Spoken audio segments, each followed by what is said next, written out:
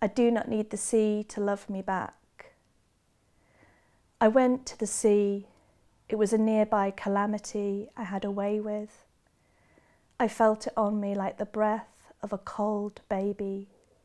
It shimmied like voile over a warm radiator. I lay down on the pebbles.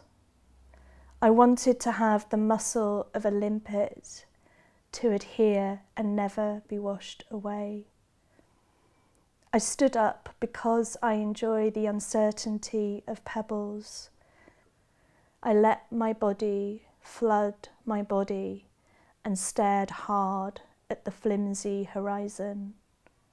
I waited for the sea to notice me, but the sea never notices anyone. Delphine is on silent retreat. Delphine is snug in the corruptible quiet, her heart all lurgy. She is vigorous with postures and slackening her jaw. The vague memory is when she was 10, she stuck her tongue out really far and her friend said, "That makes you a lemon." Retrospectively, what she wanted was a perm and a dad that gave money for the arcade. Delphine lies down in the corner and gets up and lies down again, etc. This is so she knows she's laying down on every bit of floor. There's no one to see, so makeup is taken very seriously. If she French kisses the window, her hair starts to curl. It is all very boudoir. Delphine expected to be bored. What she needs to say aloud is smooch. Delphine's heart is more woolen than sure. She nipped off the fur buds from the pussy willow and strung them into a necklace, clustering once. In the faraway land, her old milk glass holds other people's toothbrushes and curdling water. Precision here is superfluous as cut flowers. On the seafront, the shrubs are meek in the blossoming wind. Delphine has worked on her complexion. Bestowed with peaches, she's personal limelight. At night, her cruelties sneak up the ladder of her throat. It's Delphine, Delphine, Delphine on steamed up mirrors, always in joined up finger writing. Singing is only permitted in the dark. Delphine is judging her own obedience. Look at me being strict. But she has to remind herself of the rules hourly. Deceit is its own discipline. Today the shrubs are insolent, waiting for adults to prepare a new game.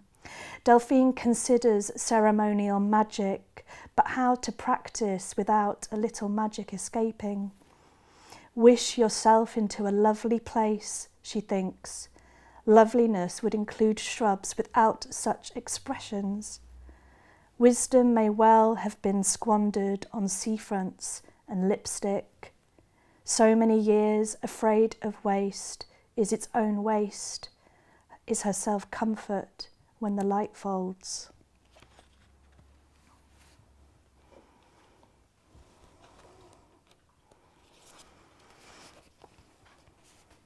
Oh, you most beautiful inside of a vegetable.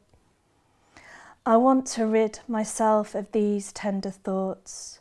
The red cabbage I sliced through, the inside half shining like an Italian bathroom, the baroque feeling of a recent pineapple after I chopped off its crown and for a moment wore it as a hat. How can I live my life when even a radish transforms into a trinket grief? It is impractical to attach oneself to anything edible. Now I find myself separating the leaves of a blousy English lettuce, leaves I want to press to my cheek, like a cool flannel on a childhood fever. The news reported she wore her body to the event. She carried herself in her body, her person being both beyond and within her body, so to speak. Her body was engaged in the act of presenting itself. Ta-da! Announced her body. The movement of her body, it was agreed, spoke volumes. The crowd could not decide if her body was too much or too little. Some demanded that her body amend itself. The person within her body was engaged in a gnarly debate with her body, and charges of slovenliness and pride sloshed back and forth as might wine carried when drunk. Rare moments where her person and body reached a tentative consensus, a coalition of flesh and thought, you might say, were invariably at sea, when the sky and sun applauded her buoyancy, and the warring gave way to the shared and innate skill of staying alive. The garden.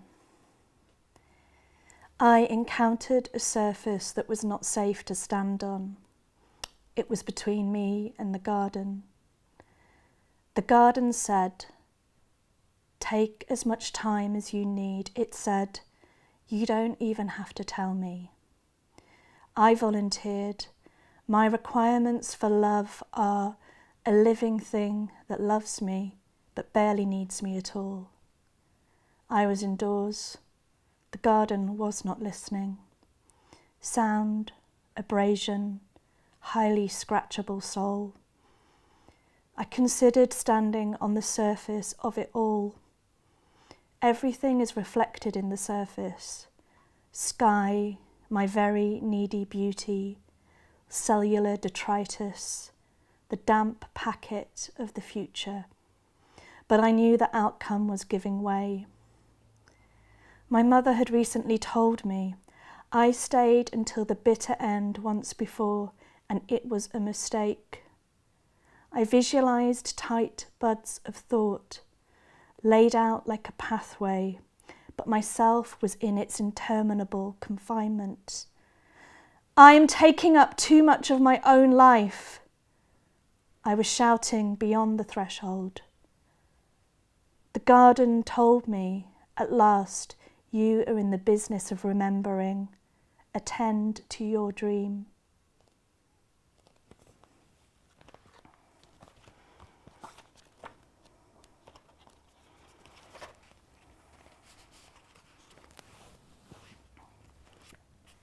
Palest greens. I dreamed a recipe, peelings from a pear and the hard stem of broccoli dressed in lime juice and olive oil. I called this recipe palest greens. It was January and I was craving, not that kind.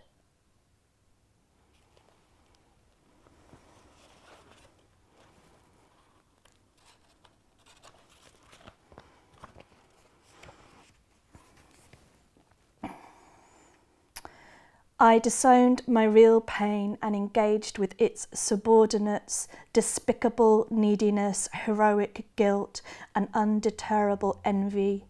Each day I woke trussed up with this hernia of failure, bleat, bleat.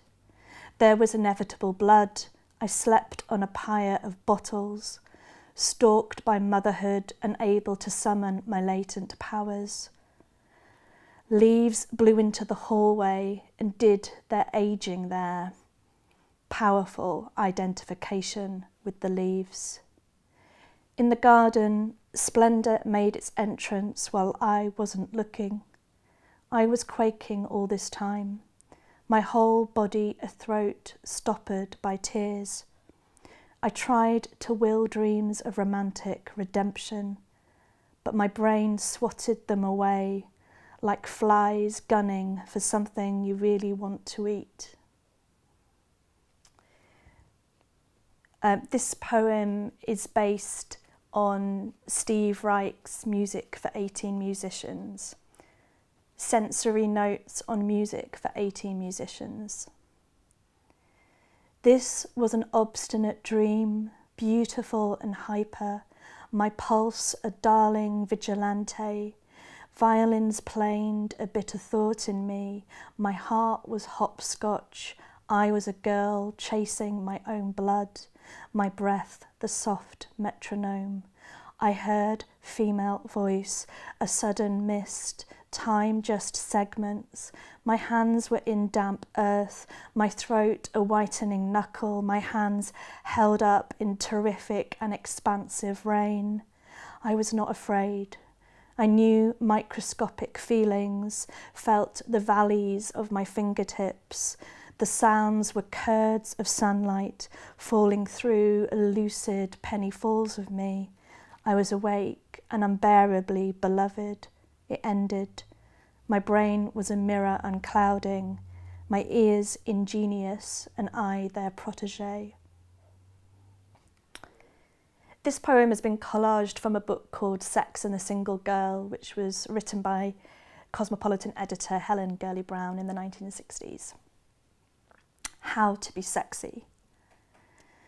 A girl I know did something. It is by and large just the sexiest thing you can do. Peekaboo, sideways jerk, long, slow wink, meet ya in the hall, honey. Being able to sit very still is sexy. Sphinxes knew what they were doing. Clean hair is sexy, lots of clean hair is sexy.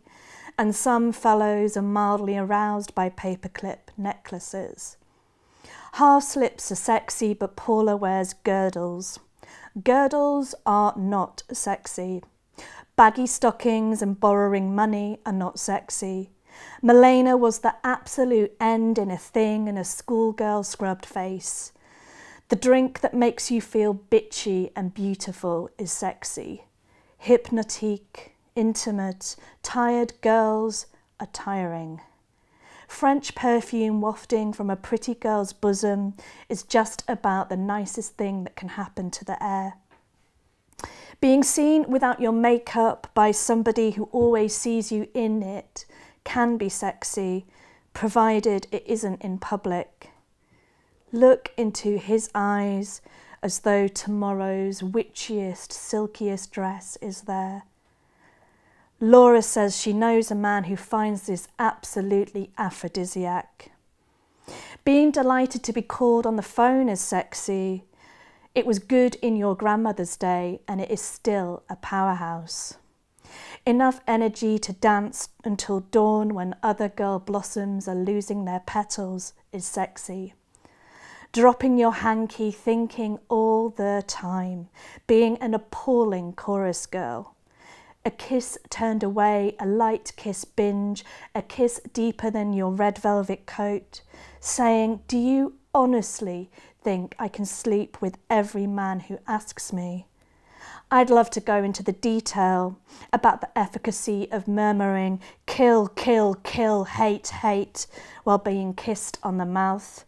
Granted, it is hard to like men generously. A pox on him. Umphy. Do you know what that means?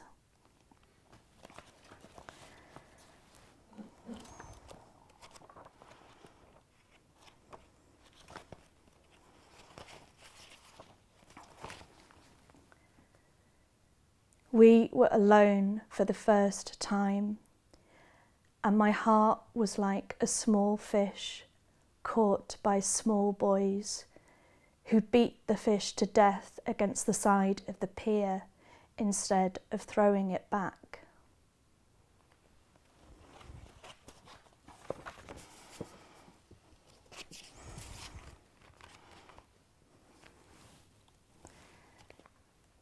Lousy with unfuckedness I dream.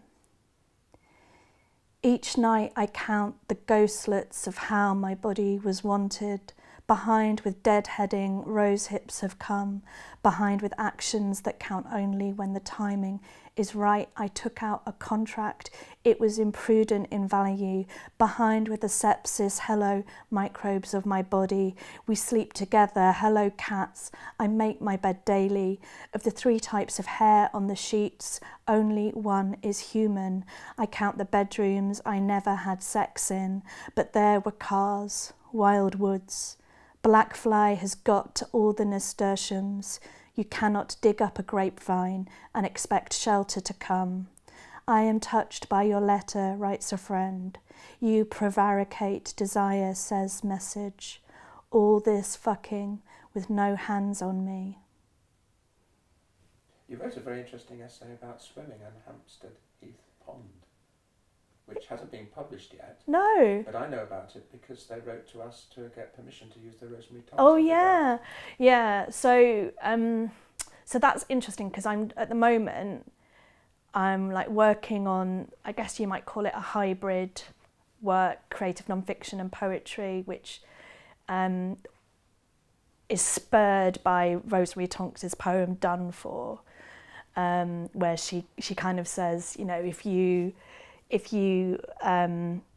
get involved with the wrong people, they can cause you this ferocious, indelible harm, but beware, you yourself might be one of the wrong people. And I found that really fascinating because I think my anxiety and my insecurity is that I might be completely sabotaging everything that I do in my life, and I wanted to explore that by talking about poetry, writing poetry, and sort of thinking it through in a creative non-fiction way. Did you see the essay? Yeah, I read the essay. You've read the essay, have you? Yeah. Oh, that's so funny. I didn't know. When you started saying that, I was like, how do you know this? Have you broken into my email? Yeah. So that's been quite interesting, you know, beginning to write some prose as well as poetry, which I've not done before. But you do that self-questioning in your poetry anyway. Yeah, so a lot of what I'm writing about is that, you know, it's about self-doubt and a resistance to having a unified sense of self and feeling like actually having a unified sense of self is something that's really a kind of capitalist idea in a way. It makes it much easier to sell you things and to sell people an idea of themselves which is quite fixed. You know, I like these things, this is my taste, these are my values, this is how I make decisions, whereas I just think the way I make decisions is far more complex than that and quite contrary, depending on the elements of my life at one particular moment. And I think poetry asks you to be precise in imagery quite often, but what if you want to resist that in your imagery? What if you want to be very contradictory? I feel like that's a more honest way of writing in some respects. And perhaps the Girlesque gave me permission to do that. You know, in Chelsea Minnis's work, she kind of rejects the notion of poetic success and, you know, takes poetic hierarchy down with her, but she's also wanting to be rewarded by it, and I really like that contradiction in her work. Poets just aren't honest about that stuff. So when she writes about it, it makes me feel better about, you know, the grubby feelings I sometimes have about prize culture and all of that jazz. There's also expectations, you know, like you had when you were reaching 40. Yeah. You suddenly felt, what should I do to mark that? And you had to kind of work out your own ritual. Yeah, I did. Yeah, absolutely. So like the buying of the ring and going away and like trying to create this environment where I'm 40, isn't it great? And I'm going to do these things so I can look back on my 40th birthday and think, well, these things happened. And I think because my book came out at the same time, I had very complex feelings about it because I was trying to like move through this milestone in my life where you naturally take stock and think, what have I achieved? And also putting a book into the world that I'd worked on for 5 years, and feeling like, you know, it was like my last chance in a way to like make an impact in British poetry, because my first book was, you know, published by a publisher who didn't give it any support and dropped their poetry list, and I felt like I'd wasted my chance. So this book ended up being like way more totemic than it might have been had I like published 2 books with Bloodaxe, and this was the second book, if that makes sense. Yeah, but also going away didn't work. It was coming back that worked, wasn't it? Yeah, going away was terrible. It wasted loads of money. Yeah.